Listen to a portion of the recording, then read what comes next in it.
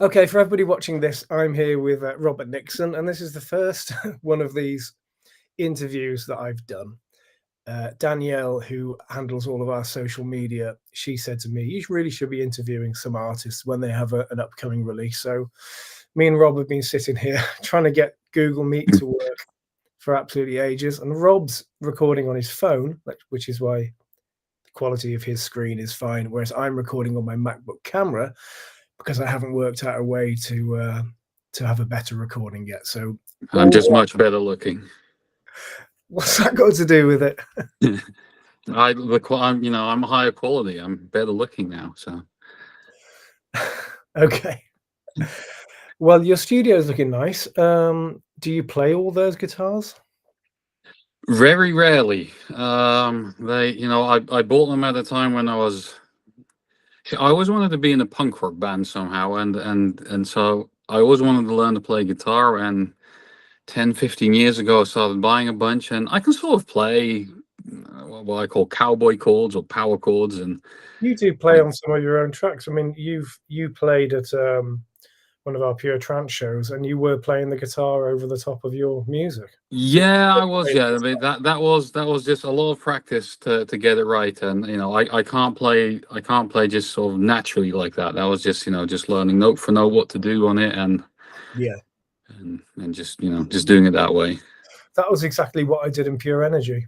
I didn't have a piano at the time, so I wasn't really able to practice. So I just used to learn everything note by Yeah. note. Whereas now, Paula got me a really nice piano for my 50th, which is out there in the hall, and I play it all the time. And now I can play really well, but I don't Yeah. have energy anymore.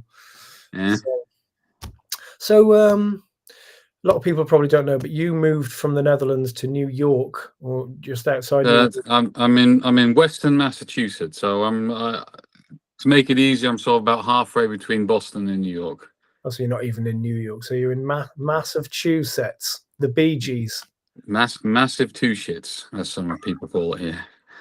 So you moved over there. I mean, completely different thing to the Netherlands. How are you finding it? I can see that you've made your studio nice and all the rest of it, but how are you finding fitting in?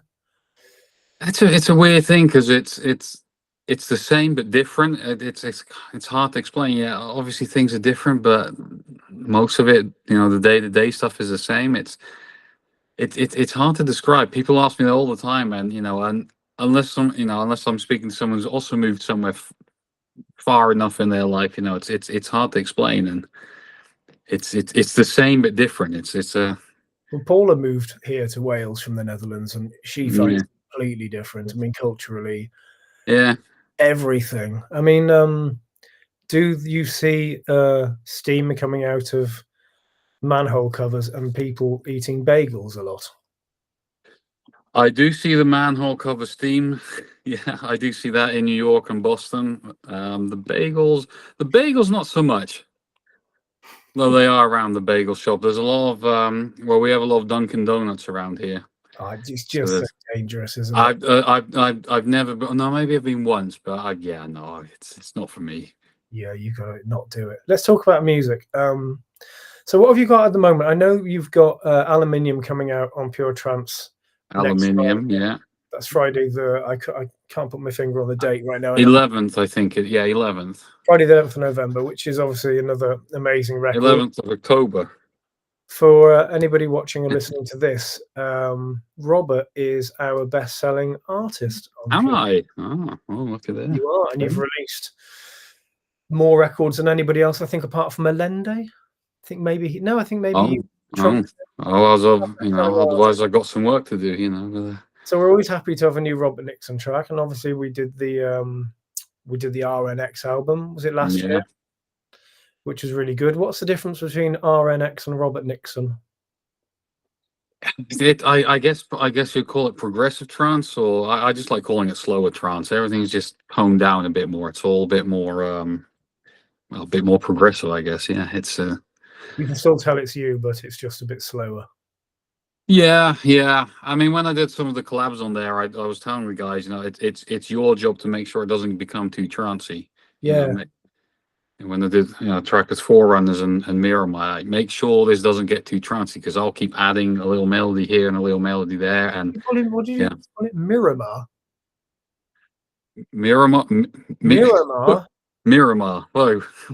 I call him Mia Omar. Miramar. I prefer Miramar. Well, that's like orchidea. Do you say orchidea or orchidea? I mean, orchidea. Orchidea, even, yeah. So I mean, I asked him years ago, and he said, it changes. He doesn't really know himself. It's just because he's being nice. Miramar sounds like a sort of late 70s gay disco band. It could be. I mean, it's a good name for it. No, maybe what's in the original Top Gun, they went to Miramar, which is a town or a city. Maybe that's why I'm, because it's the same spelling, I think.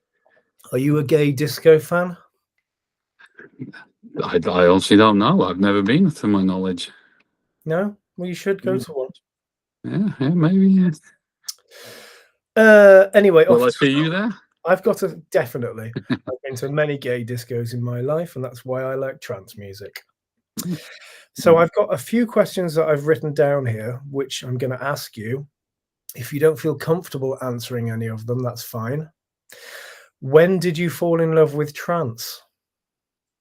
If you did. 1999, obviously. I mean, it's always going to be 99. No, a friend of mine, he gave me that Chesto Inner City CD, and the first track on there was Universal Nation by Push, and what is this, It's What were you into before that? Rock? Yeah, rock, yeah. Punk rock, The Offspring, that kind of stuff. Yeah. 9 Inch Nails? No, not so much. No, it was really like truly punk rock. No effects, Offspring. What do you Green Day when they were still good. What do you think of this new punk, this new generation of punk, like Idols and people like that? Do you like that kind of stuff? I've never heard of it. You never heard of Idols? Should I have? Sure. Yeah, check them out. ADILES. So check out Idols. Yeah. Very fresh. It's kind of. I think I'm in that stage of my life where I'm listening to all the old stuff over and over again, instead of checking new stuff. In terms of electronic music. In terms of rock music, in terms of electronic music, it's difficult at the moment. It's What do you think? Okay, what do you think of the current trend of people trying to make tracks sound like they were made in the 90s? What are your thoughts on that? It's not for me. I mean, it's not for me to tell anyone, don't do it. But it's not really my kind of thing, if I'm honest. Were you making electronic music in the late 90s, early 2000s, before the days of VST, when you used to have to use a little Amiga or an Atari and a sampler? And no, I came along just as that transition was happening. I used Reason for my first couple of tracks, and then I slowly shifted to Ableton, and so I never needed hardware. I got an Access Virus C eventually, but and which has now been sold again. But no, I was lucky enough to sort of miss that hardware era. Before we go too far down the nerd road, which most people are going to find really boring, I think what I'm talking about is this nostalgia for late 90s trance, because it's 99, 09, 19. It's like 25 years ago. It is, yeah. I think some people are trying to recapture the feeling from that era, where it was much less complicated. When you you only had 5 or 6 instruments, so things were quite simple, and it wasn't overproduced like a lot of kind of trance has become. I'm a little bit worried that in a scene, when people start trying to go back to the beginning, it kind of makes me worry a little about where it's going to go next. Yeah. Well, I mean, hopefully then it goes back to the early 2000s, which is when I came through, and I like that You're era. not the kind of artist who sees what's happening in the scene and then tries to be part of it, are you? You're the kind of artist who you do what you want to do and you hope people like it. Am I right? Basically, yeah. In a way, I wish I could be that first one where I can see what's going on and join it. And be successful in that way. It's just not. Yeah, I don't think I'd enjoy it. I mean, Me neither. It's nice when it works out, when what you're doing is what's currently trending, but it's that doesn't happen that often. I mean, no. when I started Pure Trance thing, that kind of was happening then. Yeah. And I was very, very fortunate. Whereas things now are quite different. But I think it's a bit sad when you see artists constantly changing what they do in order to fit in with like the zeitgeist. Yeah. You're better off. I mean, what you do, I love Robert Nickson. I've always loved your stuff. That's why we release your music, apart from the fact that you're one of the best-selling artists, so we make loads and loads of money from it. And I've got to buy that yacht eventually. Yeah, well, yeah. What color again?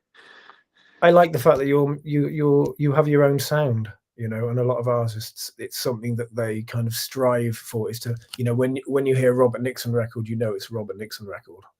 You see, I never thought I had that for the longest time until maybe 2016, 17, where I started to realize, yeah, I guess I do have my own sound here. Yeah, and I just yeah. What's your favorite Robert Nickson track? All right, forget that I said that. Out of all of your tracks, name one that you think is particularly good. I actually like the last one that I just did. I don't even know how to pronounce it myself. Cicero. It's the Roman catalog. Don't just promote your latest record. No. I mean, it's weird in a way, because that one does, in a way, I think it sounds very retro. It does, but 2004-5 retro, not the 99 retro. What label was Cicero on? Was that Future Sound of Egypt? Future Sound, yeah. I liked that one. Touchdown. Yeah. It's weird because I forget about a lot of them. So, you know, when you mention Touchdown, I go, oh yeah, no, that, yeah. And the collab you did with Stoneface and Terminal. Oh yeah. What's that one called? Sun. So there was a whole bunch of tracks with Sun at that point in time. From the Sun. From the Sun. I mean, that is such a brilliantly understated record. Yeah. I love that record. And they did the remix of it, didn't they? It was good, but the beauty of the original version was that it was so simple, and there were no chord change. There was no bass line change. No. So that's what I'm saying. There were two tracks with Sun, because then we did a track together called From the Sun. Yeah. Then I did a track Sundown, and they did a remix of that, which had no chord changes and everything. Yeah, that's it. That's such a great record, isn't it? Yeah. Do you know I played you know, our Voyager 2? Yeah. I played that on the radio show, on yesterday's radio show, as the one from the archive. Yeah, see, I've forgotten about that one as well now. And it's It's such a great track. Yeah. Let me look at my list of questions again. What would you define as your breakthrough moment, if indeed you had one? I always say I had sort of two phases of my career where so the first one was when I did Out There, and Spiral's very close to that one. They sort of released around the same era, and that sort of propelled me into the scene, and, you know, did okay with those two. And then things sort of slowly, quietly sort of petered out over the next bunch of years. And then I sort of came back around 2015, 16, and that's when I did Touchdown and Heliopause and a bunch of those tracks. And Helium Balls. Helium Balls, yeah. I meant to call it Heliosphere, because Heliopause sounds like something a woman in her 40s or something, late 30s, 40s will go through. And but by the time I said, let's call it Heliosphere instead, it was too late. It was already out on a compilation. Late 30s, early 40s. I don't think women have a menopause in their late 30s. I don't know. It's a subject I'm not very familiar with, I will be honest. You will surely find out. Oh boy. Lovely Nadine. Are you you coming to ADE? I am, yeah. Well, it's convenient because I visit my family, and, you know, it's a nice reason to go to the Netherlands. Yeah. Are you going to any part? Will you be going to the Black Hole Mixer? I am, yeah. Yeah, we are, yeah. For everybody watching this, Black Hole Recordings is the label upon which I release most of my music, and it's run by a lovely guy called Arnie, and they have a party every year which is called a Mixer, where all the people from the industry kind of get together and get drunk on their bar tab. And it's a really nice place to meet up. I'm not going to ADE this year, sadly, because Paula and I, as people probably aware, we had a baby, and we can't get a babysitter. So I'm not going to AD, but she's going on our behalf. Oh, you will be missed. Because it's Yeah. your birthday always around then, isn't it? It's My birthday's on. I think my birthday's on Sunday. It's on the 20th. Yeah. Yeah, we fly back on the 20th. Yeah. Yeah, it's a bit annoying, to be honest with you, but it's tough. You know, when you have a kid, you have to make sacrifices. Yeah. What else have I got on this list? I've got a few nerdy questions here. Oh boy. What is your go about when starting a track? Do you have a certain routine when you produce? I mean, do you come up with a melody and then work around it? It varies every time, right? I mean, it's sometimes, you know, you just think I got to get a melody here, so you just playing away on the keyboard, see if you can come up with something. Sometimes you just go through presets and you think, oh, that sounds good, you know, and you can figure out something based on that preset. And do you not like hear something on the radio and think, oh, all that? Yeah. How can I rip it off without ripping it off, kind of thing? Yeah, I know a producer who he take a famous melody and he'll reverse it, and then that forms. Yeah, I've done that.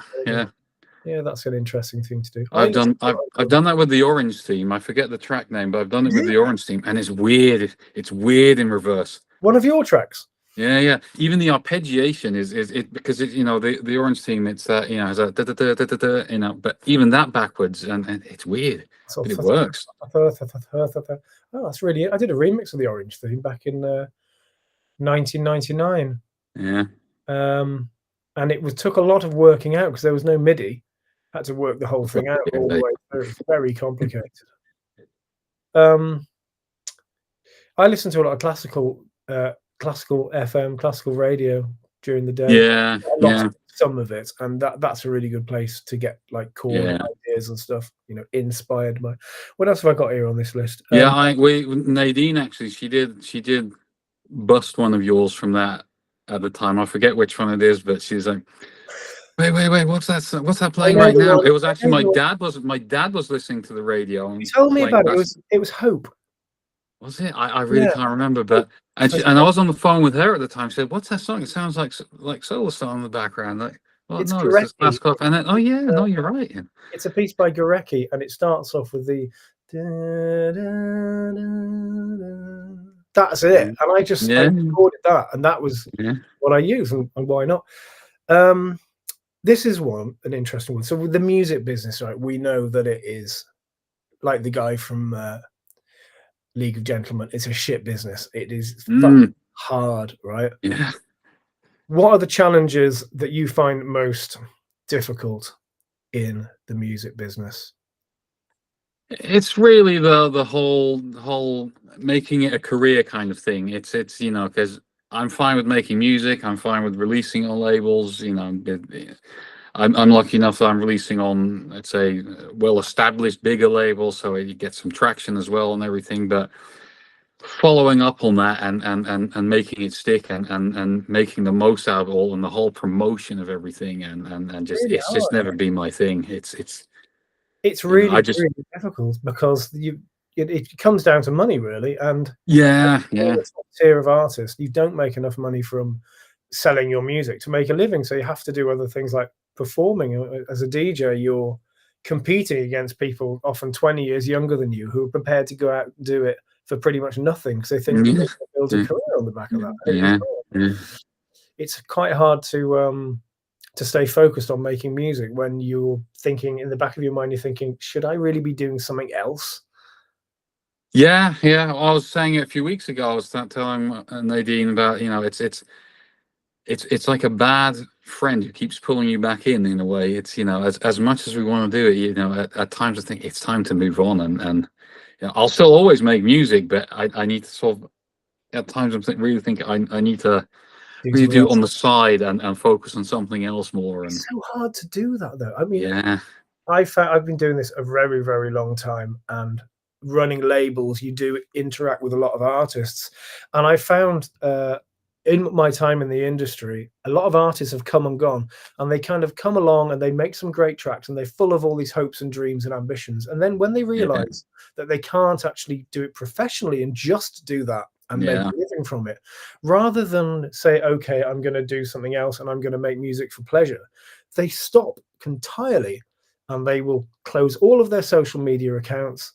They'll get rid of all their gear, and they're like, if I can't have it as a dream, I don't want to have it at all. Yeah.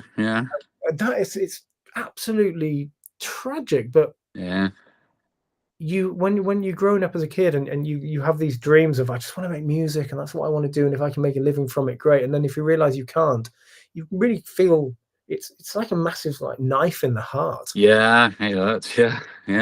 Isn't it? Yeah. It's one of those things as well, because I speak to Nadine a lot about this, because particularly where I live, there's not really a scene here, and the northeast up here, it's not doing so well. Pre-COVID, it was doing all right around here, but now since COVID, it's been struggling around here, and I keep saying, it really, particularly if you want to DJ, if that's your thing.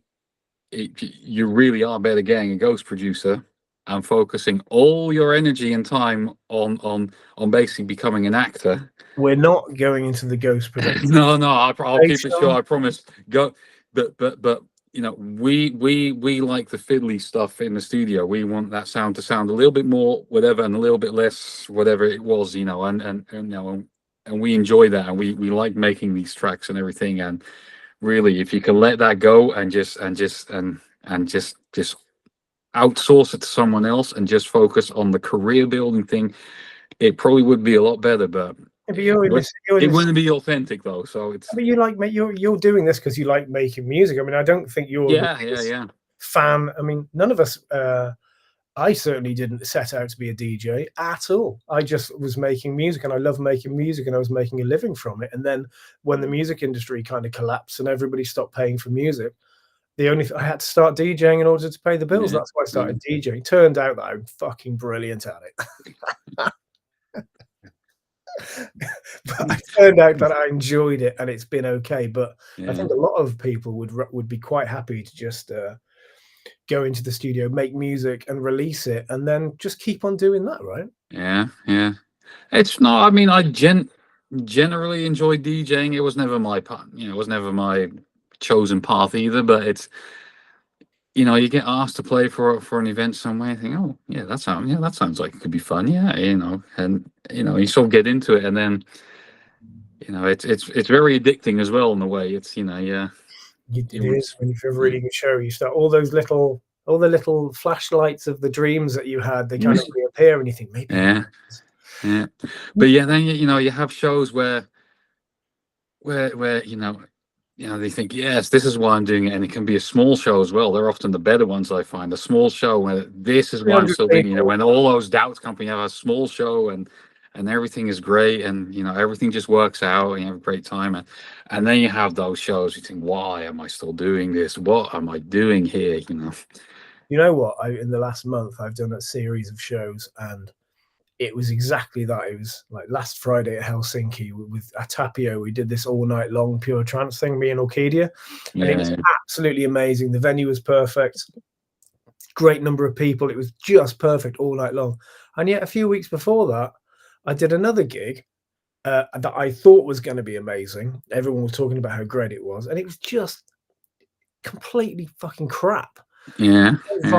It wasn't that busy. I wasn't the main act, but there was just not that. Quite often I am the main act, and it's not very busy. But it was just, and you're scratching your head, going like, well, what is the magic formula here? Yeah. You quite often see DJs posting on their social media, "Oh, I'm really looking forward to this show tonight," and then they don't post any photos afterwards because there was only 10 people there. Yeah.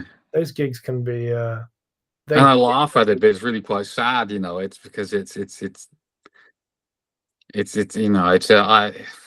I don't know what it's like in Europe at the moment, but over here it's really struggling. I've seen some artists play in New York, and it just these are quite big names as well, and the crowd they draw is like, what's going on here? France isn't necessarily the big thing that it was. Right? No. You need to get your tits out and play techno. Yeah.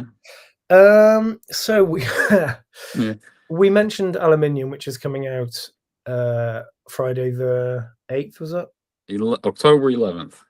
October. A week on Friday. Unless you're putting this online after it's out, then it's a week ago on Friday. Whatever. If you're watching this on Dave, this is 2024.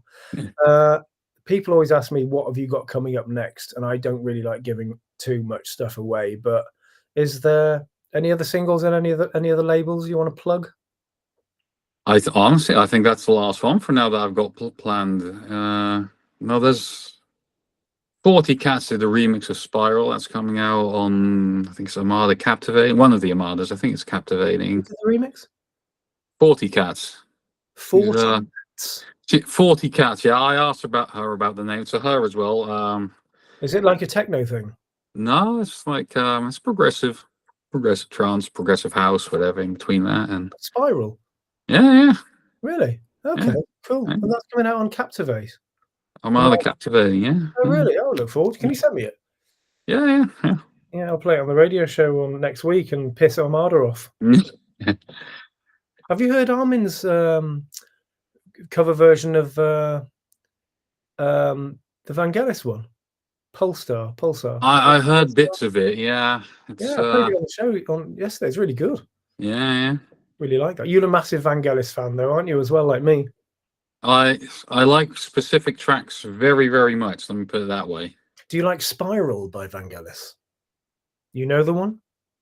No, wasn't that an album he did or something? Or I mean, I've seen the name pop up, but it's like the picture. It's got the sky and then the sky, and then you've got a curly jack plug cable and then a jack plug, and it's called Spiral. Oh, right, yeah. It's an amazing track. It's like this little sort of arpeggio that spirals.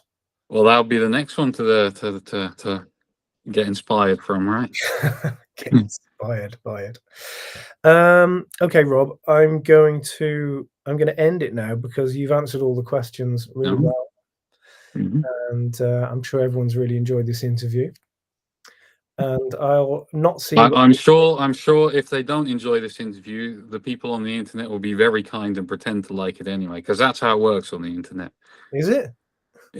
They're always very kind. You know, when people don't like something, they're always very nice about it on the internet. So I won't see you at ADE, but I'm going to ask Paula to give you a hug and Nadine as well. Yeah. And see you. Goodbye. I'll see you around. Yeah. See you around. See you around. Okay. Bye.